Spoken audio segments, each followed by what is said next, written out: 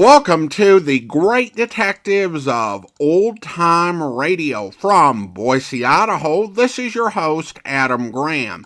In a moment, we're going to bring you this week's episode of yours truly, Johnny Dollar. But first, I do want to encourage you, if you're enjoying the podcast, please follow us using your favorite podcast software. And I also want to encourage you as you're making your travel plans this summer, remember JohnnyDollarAir.com. JohnnyDollarAir.com is our Priceline affiliate link, so part of your purchase price supports the Great Detectives of Old Time Radio at no additional cost to you. So when making your travel plans, remember JohnnyDollarAir.com first.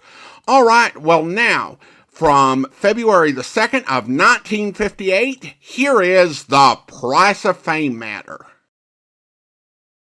From Hollywood, it's time now for... Johnny Dollar. Johnny, this is Vincent Price. I'm calling from Hollywood. Oh, sure. My name's Shirley Temple. Now, who is it and what? Really Vincent Price? Do I sound like Mickey Rooney? Well, no. But now, tell me, Mr. Price. Now, look, the name is Vincent. Okay, Vincent. What can I do for you? Johnny, I have a little problem in connection with one of my paintings insured for $100,000. $100,000? You call that a little problem? This painting has suddenly disappeared. Oh, I see. What's the insurance company? Forrest Mutual. Oh, well, they have a small branch office right there in Los Angeles. Yeah, I know, but Bert Parker, the man who sold me the policy and should take care of this matter, well, every time I've called him, he's been out. And I learned just this morning that nobody knows where he is. Okay, Vincent, I'll grab the first plane.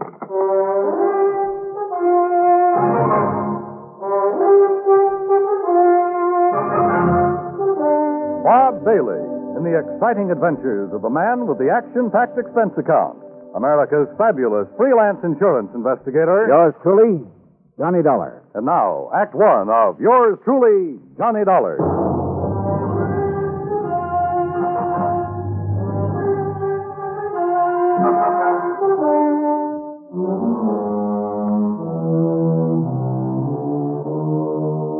Expense account submitted by Special Investigator Johnny Dollar to the Four-State Mutual Insurance Company, Home Office, Hartford, Connecticut. Following is an account of expenses incurred during my investigation of the Price of Fame matter.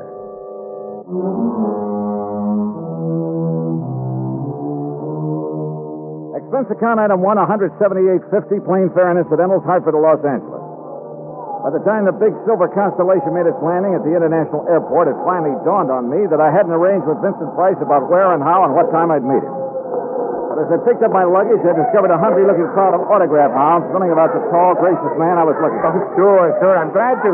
Look, but just one at a time, will you please? I can't very well. All right, there you are. Now I have to meet a friend. Gee, just one more, please. Huh, Mr. Price? All right, if you insist. Here. Best wishes from T. Willie Rockinghorse. Huh? How are you, Johnny? Oh, great, but I didn't expect... Johnny who? You mean to say you folks don't recognize Johnny Dollar? Oh, no, wait a minute. Attaboy, Johnny. Give 'em all. I'll wait for you in my car. It's right over here at the curb. Yeah, but look, will you? Hey, Right here, Mr. Price. No, I'm nobody. Please. By the time I got away from that mob, I felt as though I'd been run through a ringer. But we finally took off in Vincent's car and drove to his beautiful home up in one of the canyons west of Beverly Hills. Nestled among the trees with spacious lawns and well-kept gardens, it's furnished in the most excellent taste. I'm no expert, but to say that I was impressed by the extraordinary works of art in that home would be the understatement of the week. Engravings, prints, fine sculptures, but most of all, painting. And even to my unpracticed eye, all of them were, well, magnificent. Here's a little thing I picked up in London, Johnny. It's called The Old Man in Red by Goya. Oh. Yeah, I thought original oils by him were found only in the big museum. Well, I've been pretty lucky in getting hold of some of these. Yeah, you've known what you were doing, too. You like this one? It's called Fright. It was painted by Kenneth McNear. Uh-huh. Beautiful. Beautiful. Like all the rest of them. Thanks. How about this one, here at the end? Night Wind by, I'm sorry, Vincent, I can't make out that name. You don't have this one lighted like the rest. No, that's to maintain its somber mood, Johnny. Oh. And that's what made it possible for the substitution of this copy to go undetected. That's a copy? Yeah, and that's my problem. The $100,000 Night Wind by Jean-Baptiste has been stolen. This was left in its place. Oh, I see. It's not a bad copy, probably worth a couple of $100, but it's hardly a genuine Baptiste. Well, when did you discover this substitution, Vincent? When I returned from a lecture tour early last week. Oh, that's right. You've been traveling all over the country lecturing on art. Well, let's call it talking about art, huh? Tell me, have you notified the police about this? I suppose I should have. Well, I felt that was Bert Parker's job. And you haven't been able to reach him over at Forrest State Mutual? As I told you on the phone, he hasn't been in his office for some time. Vincent, have you any theories about who might have done this? Yes, I'm afraid I have. Why do you say it that way? Very few people knew I'd gotten hold of this Baptiste, only some close friends and a couple of art experts. So? And the place was not broken into during the time I was away. Of that I'm sure. Well, go on. The family and servants kept very close track of anyone who entered the house while I was gone. You have a list? Yes, I do have a list. Here. Good. Alfred R. Hawkinson. That's an electrician who came to do some wiring. He wouldn't know a Rembrandt from a Mickey Mouse. Ann M. A Schumann. music teacher. Loves music, hates painting. What about delivery boys, people like that? They never get beyond the back door. Go on, read on.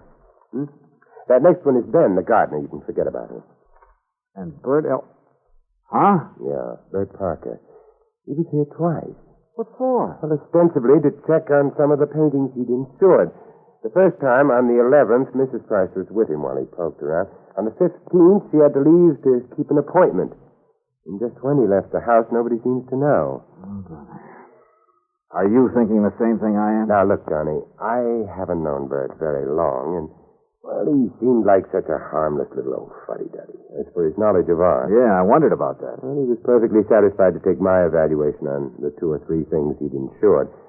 So, well, Johnny, I may be all wrong. Vincent, a thing like this may only happen once in 1,000 years. In any event, the company will certainly make good your loss. Well, with a work of art, it isn't really the money that counts. And Johnny, listen. Look, I may have jumped to a completely unjustified conclusion about Bert Parker. Oh, yeah? Sure. Well, let's go down to his office and see. We'll return to Johnny Dollar and the Price of Fame matter. That's Vincent Price in just a moment. Every American fighting man has heard the expression, above and beyond the call of duty. How many of us have sat down and considered just what that word duty means? According to one dictionary definition, duty is man's conduct as required by his station or occupation, and that to which he is bound by moral obligation to do or not to do. When a man does more than his duty requires, he becomes more of a man in the eyes of his fellow men. One such was Captain John Philip Cromwell, commander of the submarine USS Sculpin, flagship of a submarine-coordinated attack group of the United States Navy.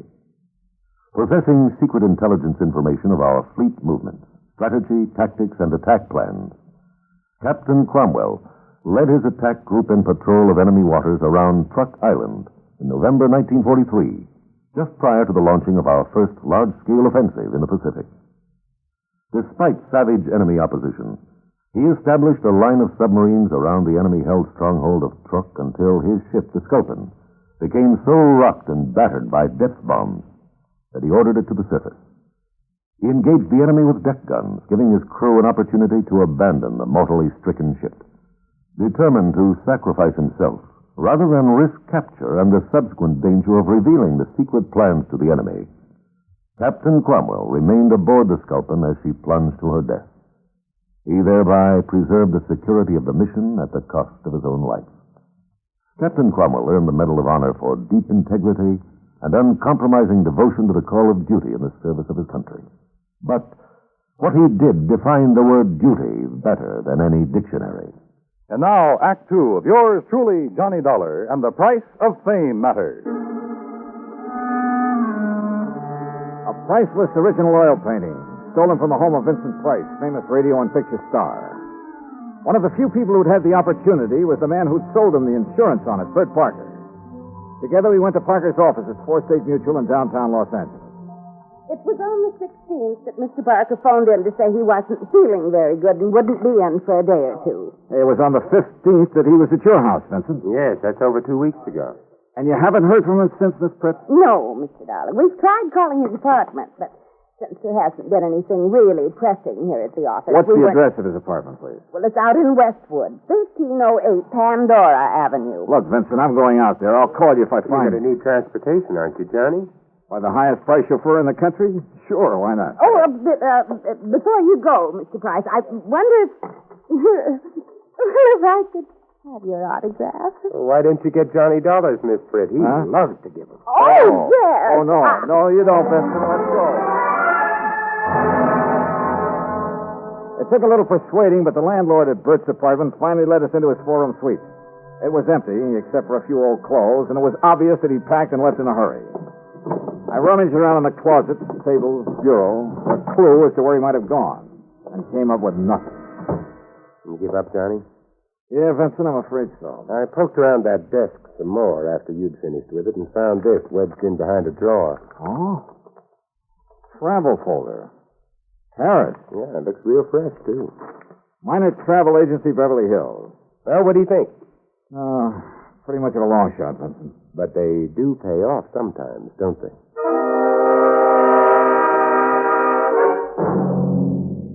Planned a trip for myself, yes, sir. First class all the way. What was the departure date, Mr. Miner? 16th, first class, straight to Paris. Oh, brother. Paris is a pretty big place. Did you make any arrangements for him for after he got there? Only for when he arrived. Reservations at the Louvois. What? The hotel, Louvois. The Louvois, perhaps. That's what I said. First class, too. Said he wanted something not too far from the Montmartre. Montmartre, if you don't mind. That's what I said, yes. Now, can I fix you gentlemen up with some plane reservations, too? Well, suppose you give me the same flight he took, and I'll stop at the same hotel when I get Hey, there. wait a minute, Johnny. You're not going to leave me out of this. Well, look, I'm still playing a long shot, Vincent, a very long one. What's the difference? Also, I don't know if my expense account will get by the home office. Expense account, forget it. I'm having a ball. Mr. Miner, start making those reservations. Expense account item 2, $984 for the plane to Paris. Well, it turned out to be the most interesting flight I've ever made because of the company of Vincent Price. An amazing conversationalist. He could talk about anything, including art. And he has a tremendous sense of humor. So, as he put it, we had a ball from the time we took off in L.A. till the time we set down in Le Bourget. Item 3, 520 American, taxi into the Hotel Louvois, where the manager was, somewhat helpful. Oh, mais oui. The Monsieur Parker leave us but only 2 days ago, after some slight misunderstanding about l'addition, the deal. Yeah, you mean he was running out of money? Monsieur, I did not say that. That's what you meant, isn't it? You know where he spent his time around here? But of course, his business, he say, took him constantly to Montmartre. Where in Montmartre? Who is to know? That's like saying somewhere in Brooklyn. Brooklyn? Perhaps you know my cousin. Johnny, he was... Johnny, I just got an idea. Shoot. Works of art, even very good ones, are sometimes sold in rather unorthodox ways. They go through some rather strange hands. They're not always sold over the counter, so to speak, by reputable dealers. You know what I mean? Yeah, but how to contact the kind of people who might... You got any ideas?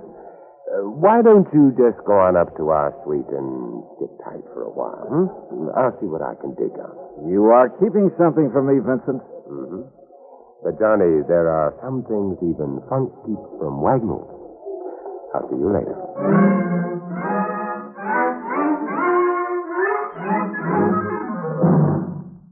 Act 3 of yours truly, Johnny Dollar, in a moment. Our flag now numbers 50 stars, and behind each star there stands yet another flag, representing one of the 50 states. West Virginia's state flag depicts its principal pursuits, farming and mining. Crossed rifles and the Phrygian cap of liberty indicate that freedom and independence have been won and will be defended and maintained by arms. Typifying the independent spirit that was responsible for forging the state from the chaos of the Civil War, the West Virginia flag carries the motto, Montani Semper Liberi, Mountaineers, always free men. West Virginia's state flag, the flag of the 35th state to enter the Union, was adopted on May 7th, 1929. And now, Act 3 of yours truly, Johnny Dollar, and the price of fame matter. All of gay, romantic Paris just outside the door, and time on my hands. So what did I do? Took Vincent Price's advice, went back to my room at the Hotel of Bois, and waited. 2, 3, 4 hours. Finally, shortly after 8 p.m., Vincent came in bearing a couple of packages. Sorry to have made you wait, Johnny, but I think I'm on the trail of something. Looks to me like you've been on a shopping spree. Props, Johnny. For you. Have you found out where Bert Parker is? No, but I think you will. Yeah, try this on. Huh? What's this all about? A 10-gallon hat? Yeah, I had to guess at your size. Where in Paris did you find this? Try it on. Oh, what do you... Holy... What am I supposed to be, a refugee from Texas? Exactly. You made it in oil wells. Your name is Matthew. Huh? You're over here to see the sights, all the wild nightlife you've heard about, the Folie Bergère, Rue Blondel, Place Pigalle. Here, try on this shirt. Oh, brother. Look, I don't know what this is all about, but hadn't we better get something to eat? Try it on. If you don't take me to one of the world-famous restaurants in this town. Maybe tomorrow. Huh? Yeah, that's good. That shirt's going to be all right. What do you mean tomorrow? Here, now, stick this genuine simulated imitation diamond-type stick pin in the front. Wait a minute, I'll do it for you. Yeah, what the There you are, and with this big hunk of glass on your finger. There now, look at you. Oh, you look. I'm hungry. Well, maybe you'll even get food where you're going. Now, where do you think I'm going in this rig? To a little joint on the Rue Blondel called the Bal Macabre. Now, what am I supposed to do there, if I go there? Sit around. Look prosperous. And see what happens. Oh, Vincent. Remember, you made it in oil. Millions. Yeah, but Vincent... Also, you're interested in art, and your name is Matthew. Look, will you... On your way, Johnny. The taxi that's waiting for you out front knows exactly where to take you.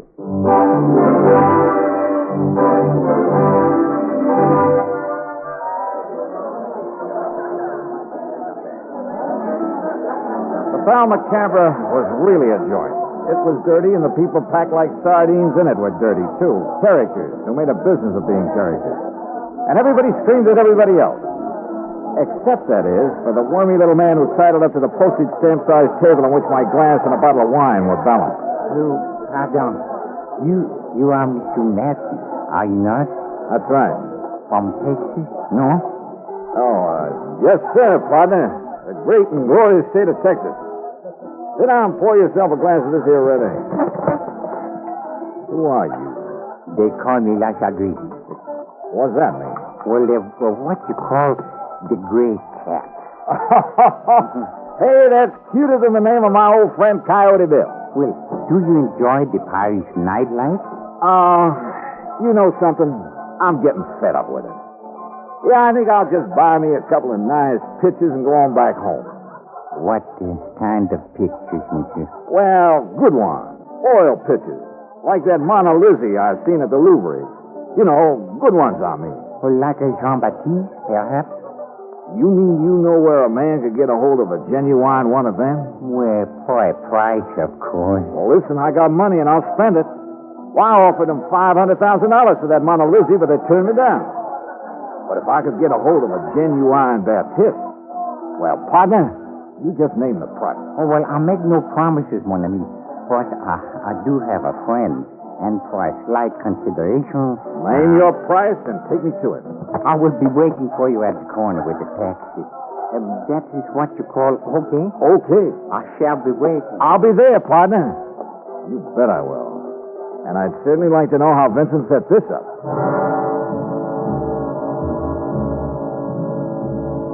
The taxi dropped us off at one of the most disreputable-looking apartments in the whole of Paris. My friend, who called himself the Gray Cat, looked carefully around before entering the front door. Then we climbed 4 flights of a dark, musty stairway. No, remember, my friend, you are not to pay the price you asked at first. If you like, I will make the arrangements for you. Now, that would be right friendly of you, partner. But how would you come out on this? Well, all I ask, monsieur, is 10% of what you pay. And maybe a little extra from him for bringing me up here? Oh, monsieur. Oh, now, don't give me that, partner. I've been around. I'm wise to how you fellas operate. If I can get a hold of a real, genuine Baptiste... You will see.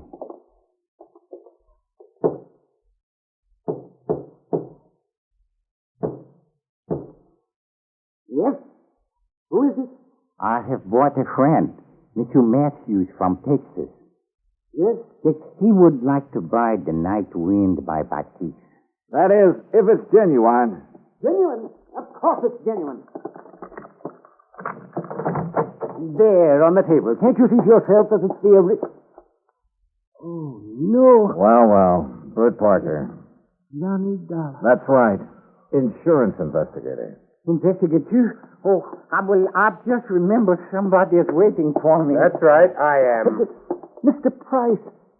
Oh, no. Well, pardon me, Mr. Price, but I must go. Without your fee for taking care of Mr. Dollar? Listen, both of you, please.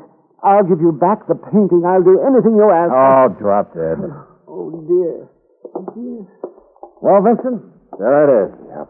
And it looks like the company has saved a cool $100,000. I have a concession to make about that, Johnny. Yeah, like how you happen to know the way to the painting through that squirmy little fellow who brought me here. Oh, well, that's how I got hold of the Baptiste in the first place. It's a lovely thing, isn't it?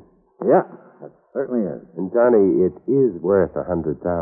Oh, I'm sure. But the truth of the matter is, I paid only $300 for it. You paid? Oh, no. It's a fact. Well, you've got it back thanks to your own efforts. Thanks to your being the front man. If I'd tried to get it back myself, these people would have run like scared rats. Oh, sure. Just tell me one thing, will you? Why aren't you an insurance investigator? Well, you know, it's every man to his own. Well, after all, why aren't you an actor?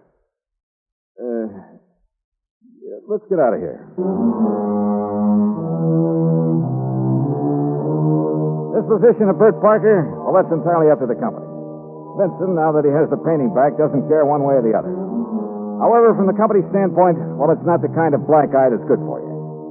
Expense account total, including incidentals and transportation back to the States, $2,341. Remarks? For the Vincent Price, my eternal thanks. Not only for the help on this case, but most of all because it's given me a chance to really know him. Yours truly, Johnny Dollar.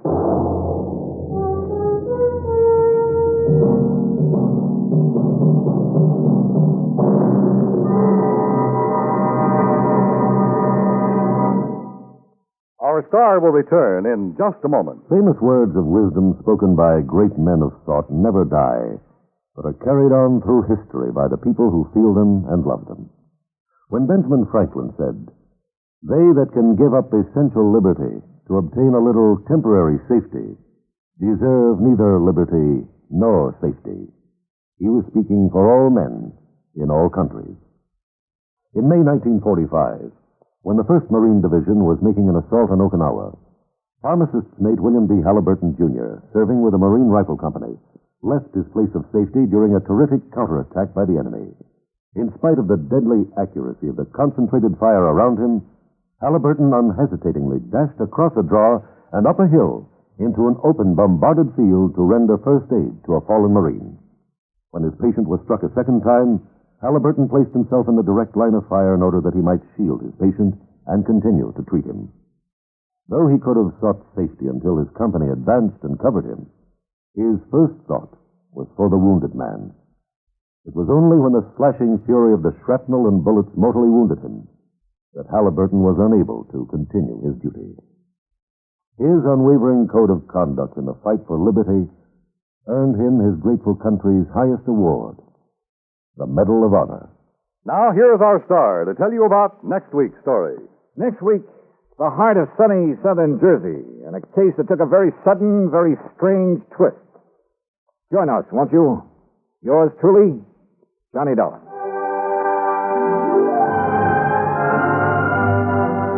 Yours truly, Johnny Dollar, starring Bob Bailey, originates in Hollywood and is produced and directed by Jack Johnstone, who also wrote today's story. Heard in our cast were Virginia Gregg, Junius Matthews, Tony Barrett, Forrest Lewis, Howard McNear, and of course our special guest, Vincent Price. Be sure to join us next week, same time and station, for another exciting story of yours truly, Johnny Dollar. This is Dan Cubberly speaking.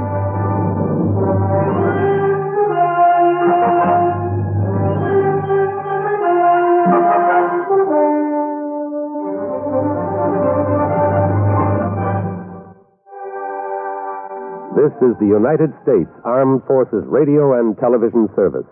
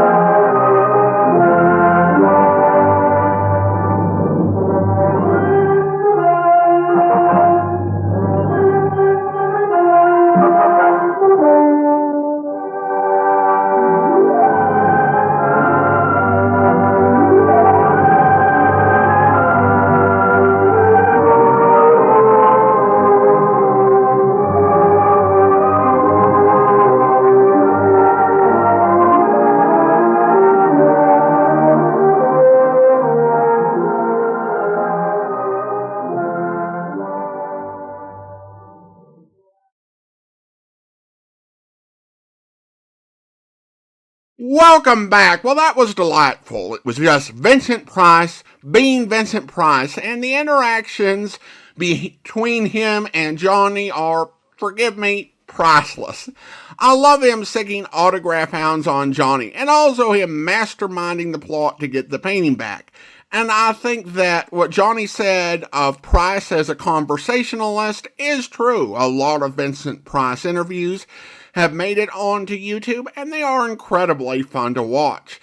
This episode also saw the introduction of the Gray Cat, which features a tremendous Peter Lorre impersonation, and I believe that was done by Forrest Lewis. It really captures the way that Lorre delivered his words beautifully. Oftentimes, impersonations will focus on getting the right sort of tone or matching the voice, but great mimics really tend to capture the cadences, and that's what makes this a great imitation, and the Gray Cat's going to be a fun character going forward throughout the rest of the Bailey run. Now, the average working person might wonder about Burt Parker being able to disappear without a lot of question or concern, but it's not all that implausible.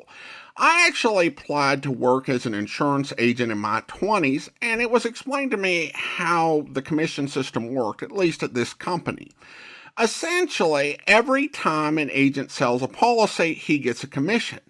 But they also get a commission when the policy renews. Not as much usually, depending on the type of insurance, the difference might be more or less significant. But if you pay your auto insurance premium and your company works like the one I applied for, your insurance agent gets a commission. Even if you've not talked to him in years, it's like the insurance company version of every time a bell rings an angel gets its wings. But at any rate, the method of working I was presented with was you got hired, you hustled for many, many years, you sell policies and really go at it until you get a steady stream of renewals. And then you can ease up and you have a lot of flexibility. Now, of course, you're not going to stop entirely. You'll still try to get new clients, but you can take days off as you like. You do need to make sure your clients are taken care of and happy and your office is running, but you can hire good people to do that and help, and you don't have to be in the office as much. So in a way, Bert was living the insurance agent dream. And so he made the horrible decision to throw that away. Greed is stupid. At the very least, he's going to have to work a lot harder, even if the insurance company decides not to press charges, and they probably will. This episode is one of the very rare instances of a radio detective show featuring a bigger name guest star. The only other one I can think of is that time that Dick Powell had June Allison on Richard Diamond, and of course she was Mrs. Dick Powell. It's really a matter of economics. There were budgets for programs, and sponsors knew what it cost to sponsor a program. At the height of the golden age of radio, right up until the mid-1950s, if you sponsored a big-time variety program or a popular comedian or some movie adaptation show that paid big rates to the principal guest stars, you were going to pay a very high budget. For one thing, most of those shows had orchestras, and everybody had to get union scale. The comedians came with a high premium, and they would generally have sidekicks, an announcer, and the show would also have a singer, all of whom needed to get paid. On the other hand, detective shows had a relatively low budget. You needed, of course, sound effects men. You would pay the writer, you'd pay the director, you would pay the star, though certainly not as much as you'd pay somebody like Bob Hope. And you might pay a bit extra for actors who played recurring characters who were on every week or nearly every week. People like Charles Calvert on Broadway's My Bait, or when Ken Lynch or Chuck Webster were playing Sergeant Corbett on The Falcon, there would be a little bit more for them to be available each week. but then pretty much everybody else gets union scale. And that's part of the reason why you rarely had radio comedy shows play on through the summer. But you often would have detective programs stay on the air year-round. So every now and again, I will get a question from a listener saying, on that program, was that Orson Welles or some other Hollywood A-lister? The answer is almost invariably no. Your average radio detective program couldn't offer Orson Welles, at the height of his popularity, the type of money that would be necessary to get him to take that role. And you are not going to hire him for union scale. So as a general rule, you're not going to hear big Hollywood stars on old-time radio programs in these guest roles unless it was a sort of before they were famous situation like Jeff Chandler in a bunch of programs in the mid-40s. And there were some stars who were not supposed to do radio, namely Lee Marvin is one I heard. And he wanted to be in Dragnet. Of course, he was on the Dragnet TV show, and he kind of voiced a character on Dragnet, surreptitiously aided by the fact that Dragnet generally didn't credit actors. All that to say that you generally wouldn't get someone of Mr. Price's stature on one of these shows. But reportedly, Vincent Price was a fan of the program. And you did also have some stars coming back in the late part of the 50s to work on suspense, even though you did not have the big budgets that they had under prior producers to really pay off stars like Charles Lawton or Jimmy Stewart or people like that. There were some people who would just come back and do radio because they enjoyed the art. They knew people who made the programs, and it was fun to talk with them afterwards. If you didn't have anything else to do, it was some really quick, easy work and a nice way to pick up a few extra dollars. And that actually would be the basis of the whole radio revival. For the CBS Radio Mystery Theater, everybody got union scale. By then, it was around $400 in today's money. But it was half a day's work. You went down to the studio, did a rehearsal, and then recorded the program, and if you wanted to, you hung out with some other actors. And so this was something that would become more of the economics of radio in some ways for decades to come. Now, Price's appearance was actually promoted in newspapers, most of whom provided summaries of the plot. One hilariously provided a summary saying that the plot had Price having planned the theft of his own painting and then called Johnny Dollar in.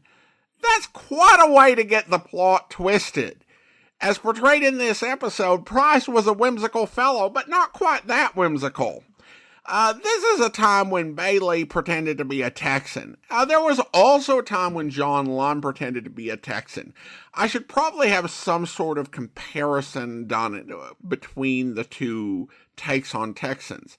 I think Bailey sounded like a Texas cowboy from Chicago who just felt the need to try to put on airs. Like, if you hit an oil well in Texas, you don't want to sound like your typical Yankees, so I guess you do that when you're out of town. Like, I'm from Texas. To all listener comments and feedback now, we go to Facebook, where we have a couple of comments on the 11 o'clock matter. And John writes, I listened to all of the episodes. Imagine my surprise when the very last episode was from my hometown. It is always a pleasure to hear about familiar places on old-time radio programs. And then Rick writes, for my money, this is the best podcast on the internet. Well, thank you kindly, Rick. Now it's time to thank our Patreon supporter of the day, and I want to go ahead and thank Michael, Patreon supporter since March 2016, currently supporting the podcast at the Shamus level of $4 or more per month. Thanks so much for your support, Michael, and that will do it it for today. We will be back next Friday with another episode of yours truly, Johnny Dollar. But join us back here tomorrow for Dragnet, where... Takes some of them a long time to learn. Yeah, two-time loser. This one ought to finish him. I can't figure it. He's been out of Folsom 7 months and going right back in again. Yeah. Well, we can get the complaint from the DA tomorrow and set the arraignment for Thursday. Yeah. Better check with the manager of the jewelry store first. Wonder if Nicole could have been in on those gas station holdups, remember? Last month? Yeah. Well, we'll have him in the show up Thursday and see what happens. Do you want to take care of the arrest reports? Yeah. I'll get out an APB, too. Okay. Might turn up some outside jobs on him. I'm sure hungry. You still got that candy bar from lunch? Yeah, I think so. Somewhere here. Yeah, here you go. Uh-huh. What's the matter with you lately, anyway? I don't know. Been eating like a horse. Can't understand. Hot shot. I'll get it. What do you got, Joe? Just a minute. Well, that does it. What? Nicole is... I hope you'll be with us then. In the meantime, send your comments to box13@greatdetectives.net. Follow us on Twitter at Radio Detectives and check us out on Instagram, instagram.com/Great Detectives. From Boise, Idaho, this is your host, Adam Graham, signing off.